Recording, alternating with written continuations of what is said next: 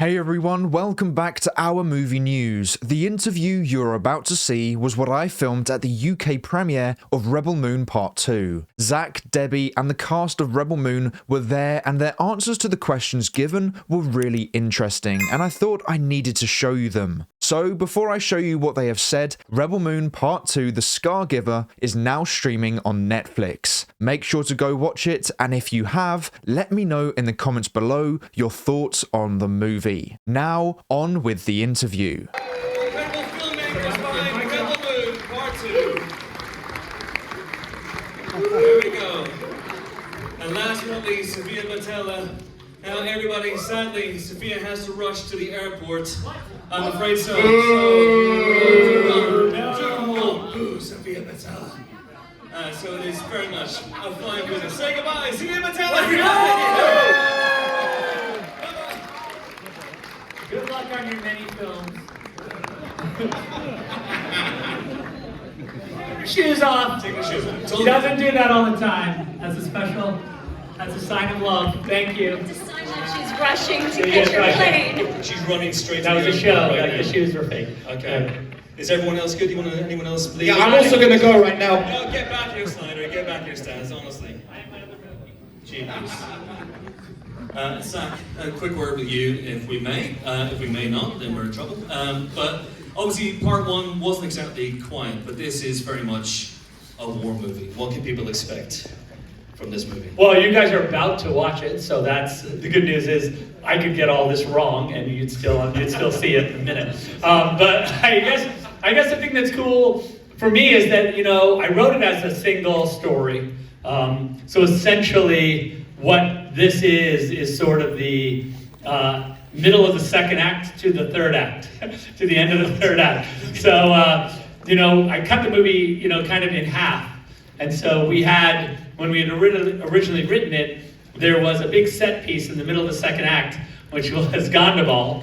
And I said, this would be a good spot, because the script was 220 pages or something like that when I originally wrote it. And so we had two ideas. We were either going to cut it to make it a shorter movie, or I had this crazy idea of just chopping the movie in half and doing two and shooting them at the same time and then releasing them like right next to each other. And weirdly, Netflix was like, oh yeah, we like the second option. And I was like, what, really? Okay. I didn't see that coming, but okay, that's cool. And then that's what we did. And so I think what the exciting thing is that you really are going to get the sort of full experience now by having this Scargiver experience. Amazing. The Scargiver experience. The Scargiver experience. Change the title. Yeah. The Scargiver experience. Journey for everybody. And I think the biggest challenge was we didn't have any reference. Like, this is an original IP. These characters are original. The story's original. But also it means that every single environment and every planet we visit and every creature has to be created. And I think we were really lucky because Zack pulls so much reference and is so specific in his vision for things, and he's able to communicate that and also empower his department heads to really help us in that process. I remember when we were in development, and no one knew what it was really, so you also need to let Netflix marketing and the toy department, consumer products, and the people that do the games. So we did this big art show and tell, and we filled a whole entire sound stage with costumes, and we created a couple languages, and we had all of the different planets and creatures, and literally you would walk around and everyone could kind of see the vision of the film. And it was enormously helpful, I think, for everybody to understand what we were doing, especially because so much of it was visual effects and they weren't going to see it fully realized till the end. Yeah, and I think adding to that, I think there's the visual effects component where all of this research, all this art, all of that creates this world, builds this universe that then we, in post can finish out. But ahead of that, we had so much that we actually practically built the entire village of Velt, which you see a ton of in this film. All of that was a giant practical build. So I think that process, that getting to the place where we've mined all the ideas and they're all on paper and illustrated, drawn, and boarded, lets us then move into this massive physical build we did as well. Absolutely. I've got a question. Is Velt still there? Belt is still there. Amazing. Yeah, you can go visit it. I got some great shots of it over the winter in the snow, because it snowed on it. And I was like, we should call the cast and get back up there and shoot some snow scenes. Does it snow on Velt? The actual Belt, it actually snows a ton. In the winter, it's like a snowed in. You could do a Rebel Moon Christmas special, just saying. I love it. I love the way, it. They have some sort of weird tree that Our they... code name was Christmas Harvest, actually. That was the code name. Christmas Which Harvest. I can say now since the movie's coming out. Yeah, but, the code name means nothing now. It's like a useless thing. But yeah, because they, you know, because it's a Netflix, it was a Christmas movie, and we were like, we should have more Christmas themes in the film, you know, like some kind of... We had a massive bell on Velt. Well, right, yes. So imagine that in the winter with some hats on. That'd be pretty great. There you go. It writes itself. It really does. There you go. Ed, Some sort you of are name. back as the dastardly noble. Don't cheer him. He already knows it. He already knows it. You're gonna give Love it to love. He was dead. He got better. I'm guessing he's a little in this movie. He wants revenge. Yes, he's very. You know, it was always with every scene you try and differentiate the emotional state of being. Even with every line, you try and find something that's unique to it that serves the narrative, and is something different and idiosyncratic. With part 1 and part 2, of course, that was a clear thing. How are we going to make this different? So, speaking with Stephanie, the wonderful costume designer, there were a couple of little subtle touches we did. But just like everything, all the credit goes to this geezer over here, because, you know, from the first moment we spoke, no, not you, Chris. He also gets one. Yeah. Carried away. But, you know, the first Zoom that we had, he gave me all of these references, one of which was Colonel Kurtz. And it was this kind of biblical drive, this singular focus, this shift from part 1 where he's an orator, where he enjoys using his tongue instead of his weapons. Why did you guys chuckle like that? And he likes playing with his food as such before he kills him. Second half, there's none of that. Straight to action. This is very important now. My personal pride has been hurt. The boss has told me I need to get this done, otherwise I'm going to be ridiculed in the Senate, which is my overall aim, to get back to the Senate. So, no, it's business. It's business now. It's the tail end of the season. We're knuckling down, 1 game at a time. 6 games to go, Chris. Yeah. And yeah, let's see. It will probably end for our team as it ended for Noble, but let's see. Hey, well, listen, he'll never walk alone, right? He'll never walk alone. He might do, but He might walk alone. We're both massive Reds. It's very, very sad. Anyway, Stas. Go to Fra next. How do you top that? It's so smooth and so cool. Involves everyone. Oh, Everyone you're smooth, loves. you're cool. I'll try. Yes. Yeah. What conversations did you have in terms of, you know, Colonel Kurtz was a comparison for Noble, for Tarak?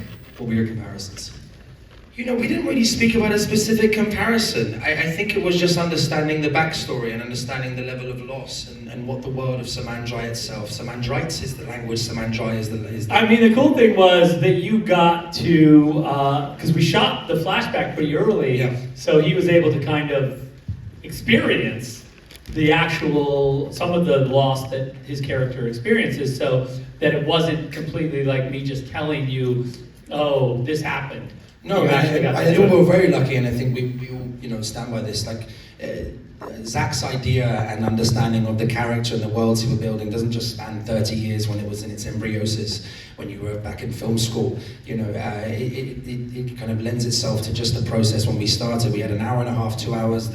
Every single world was up on the walls. We had a visual representation of what it was we were doing, where we were traveling to, and you know, beyond that, what was wonderful is whilst Zack had such a clear impression of what he wanted, he also held this understanding with an open palm and gave us the opportunity to put ourselves into it. And so when I had this story of a man losing everything, losing his family, there was room for myself to put my own experiences in, to the extent where the actual what do you call it, the emblem or the the sigil, there we are, the sigil of my people is actually a necklace that my wife gave me when I booked Rebel Moon, which was a griffin, and you know, through his grace and his wonder, I got to put so much of myself into it, and I think we all had that, you know, and it was a real honor to get that kind of experience. But that was the conversation. It was, here's the world, here's how I see it, now how do you fit in it, and how do you put yourself into it? It's very gracious when someone is willing to do that. Man. That's beautiful. Thank you. See, I'm pretty good to it. There you go. Follow that. When you walk through a storm. I've got the third above. That's cool, yeah, sing, now we're all, we are humiliated so we can leave. We can all harmonize. He's like, okay, like, you want talent? Here it comes. Fra, you play Belisarius, who is the most evil person alive. I think it's fair to say that. I probably, arguably. Yeah. Arguably, I mean, it's interesting because, you know, myself and Ed were asked lots of questions about being the villains of this story. Yeah. I think Noble is a supremely more person. he's just so sadistic and horrible.